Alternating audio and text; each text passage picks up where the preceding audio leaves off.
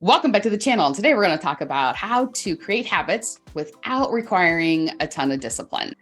I'm Lisa, and I help business owners figure out how they can reduce their work week by at least 10 hours every week without needing to try harder. Self-discipline has a ton of different definitions depending on where you look.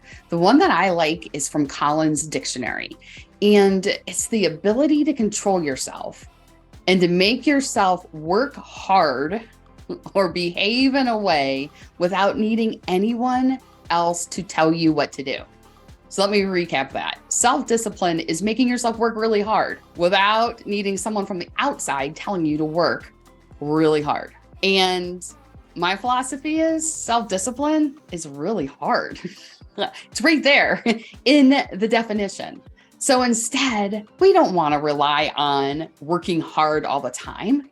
Instead, let's build structures that'll make it easy for you to behave in that particular way, which is the second part of that definition.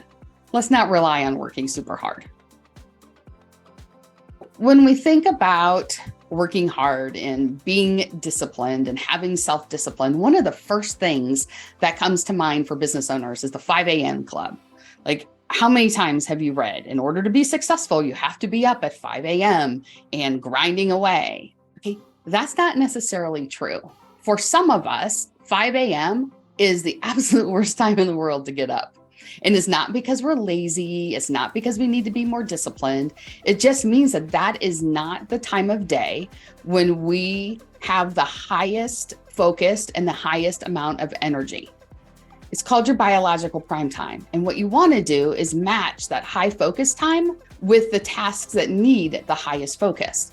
And if for you that happens to be 2 p.m., fantastic. You want to make sure that you are working at 2 p.m. It doesn't mean you need to get up at 5 a.m. One of my clients, his highest focus time happens to be at midnight. If he was up at 5 a.m. working, and then also was working at midnight, like that's a really long day. And for years, he tried harder and thought he had to be more disciplined to be up at 5 a.m. and then would run out of energy before he even got to the time of day where he was most productive. When I first start working with clients, one of the things they will do often is apologize and say, I'm just not an early bird. I just can't get up earlier. And I'll ask them why they're apologizing. And they're like, well, isn't that what you need to do to be successful? I read this book. I listened to this podcast. I am really, really enthralled by success stories from successful entrepreneurs, and all of them get up at 5 a.m. So don't I have to do that too in order to be successful? Well, if you go and do your research, I'm sure not every successful entrepreneur is up at 5 a.m. And you're you. You need to do what makes you successful. It doesn't mean copying every single habit and advice from anyone that you deem successful. I think that people will fall into the idea of toxic productivity and doing what everyone else tells them to do, or what they've seen work for other people, because they're looking for the quick fix. If this person has done A, B, C, and D, then as long as I do A, B, C, and D, I will get those same results. When in all reality, you're a different person. And so your A, B, C, and D will look completely different. Often we'll get up at 5 a.m. because we've heard that's what we have to do to be productive, because successful entrepreneur has done it, an actress has done it, a billionaire has done it. And so therefore, if we do it too, we can bypass all the hard work in the middle and all the luck that comes with the hard work in the middle and the diligent work in the middle. And just because we're up at 5 a.m., that's going to push us to the finish line, when all reality, your 5 a.m. could be 2 a.m. or could be 6 p.m. It just depends on who you are and what you do. If you're not a 5 a.m. person, and here's how you can tell if you are or are not a 5 a.m. person. Are you excited to get up at 5 a.m.? Because if you're not excited to get up at 5 a.m., guess what? You are not a 5 a.m. person. So instead, start to figure out, what time of day do you enjoy working? What time of day is it easy to get into the flow? What time of day do you wish it were all the time? So for me, it's 6 a.m. I get a ton of work done at 6 a.m. The caveat to that is I am still in my pajamas. I am in my office and I have not showered, no hair, makeup done, none of that. It's just solid thinking time. 6 a.m. works for me. If I need to network at 6 a.m., it's a whole different energy. And I am no longer happy there. I much prefer to network middle of the day. So the way that you can tell when's your prime time, what's your version of the 5 a.m. is how easy is it for you to initiate action? And then build your calendar around that. If you're using an online scheduling software, block off those periods of time where you know that you work best and don't allow appointments in there. If you're someone who loves to work in the middle of the night, figure out how often is that realistic. You may have other responsibilities, family responsibilities, civic responsibilities, whatever those may be. So maybe you can't work 3 p.m. to midnight every night. So figure out when you can do it and do it that way. So I have a client who he works best at night, and he will do that on Thursday nights into Friday every week, because then he gets to the place where he takes the weekends off and he can recover. So you decide how's best to build your schedule and then create the structure around it. And an online calendar system is the easiest way to do that. 2 online calendar systems that I have found work really well for myself and my clients are Acuity and Calendly. Both of those take the stress and the back and forth out of managing your calendar. People can just drop right in, book an appointment. You've already set the time where you're available. So there's no more of that, hold these 3 appointments open for someone and see if they want to take it, or 15 emails back and forth. Are you available here? No, I'm available there. You just send the link, they pop right in, and they book the time that works best for them. As you're listening to this video right now, you may be thinking, holy cow, there's a lot of places where I'm trying to use self-discipline and try harder to fix my life. First off, you're not broken. There are just places that you can improve and be more effective and be more efficient. And pick one. Don't try to start a new nutrition program and start working out and fix all your admin challenges and use an online scheduler and switch your calendar and download 6 apps and do all the things. Instead, just find one area that takes the smallest change. So I always call it the low-hanging fruit. Where is the first place that you can go where you can do a tiny bit of effort, a tiny tweak that's gonna give you really big, great results? Do that one first. And then it's kind of like the snowball effect. You get a little bit of time there, you can do another one, it'll gain a little bit more time, and it'll keep on going.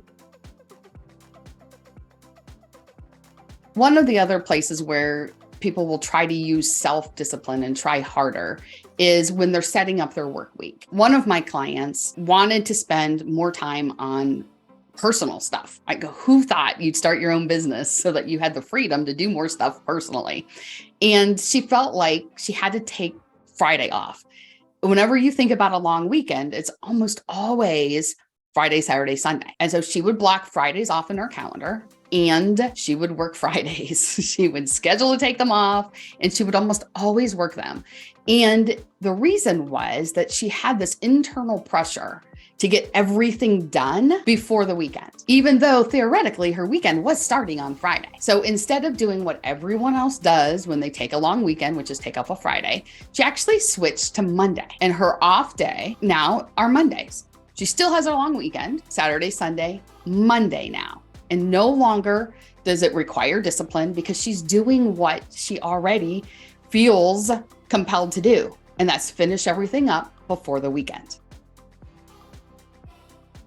Whenever you find yourself setting a goal or setting a take Fridays off plan and then not following it or not accomplishing it, it doesn't mean there's something wrong with you. It means it's the wrong plan or the wrong strategy or the wrong structure. So in the case of my client who said, I'm going to take Fridays off. And then next week, I'm going to take Fridays off. And then the following week, I'm going to take Fridays off. And she kept missing it. It was just time to dig in and figure out what was happening. Why was she feeling compelled to work on Friday, even though she already said she was taking it off?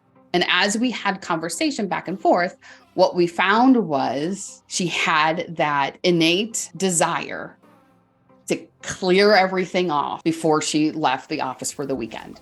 So to get the to-do list mostly finished, because we all know a to-do list will never be done, but to get the most urgent things done, to sort through the email and get the most urgent emails answered, to set up her calendar for the following week and make sure she was prepared for everything. And she could not leave her office easily without accomplishing those things. And that was keeping her in there on Fridays. So it was just conversation around, here's what you want, here's what you're doing. How can we build the bridge so that we can switch from what you want to what you're doing and make sure they're the same? One of the areas in my business where I find myself reverting back to self-discipline, even though I know that's not how I work best, is filing. I hate to file.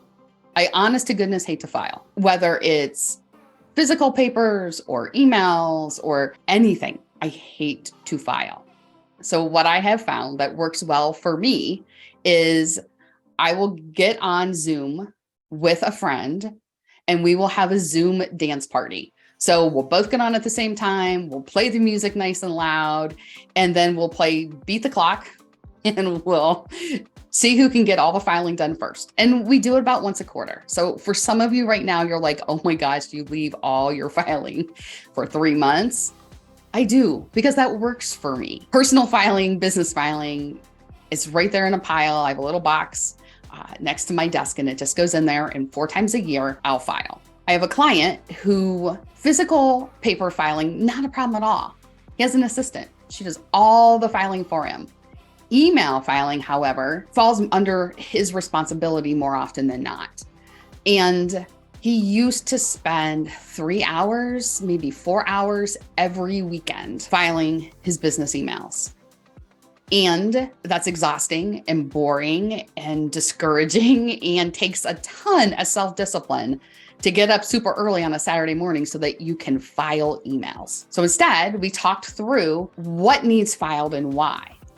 And he had a very intricate filing system, which once we could delve a little deeper into it, we realized that he didn't really have to have it filed that specifically. He could actually file by bigger groups, so there was much less to do. He now finishes in about a half hour a week.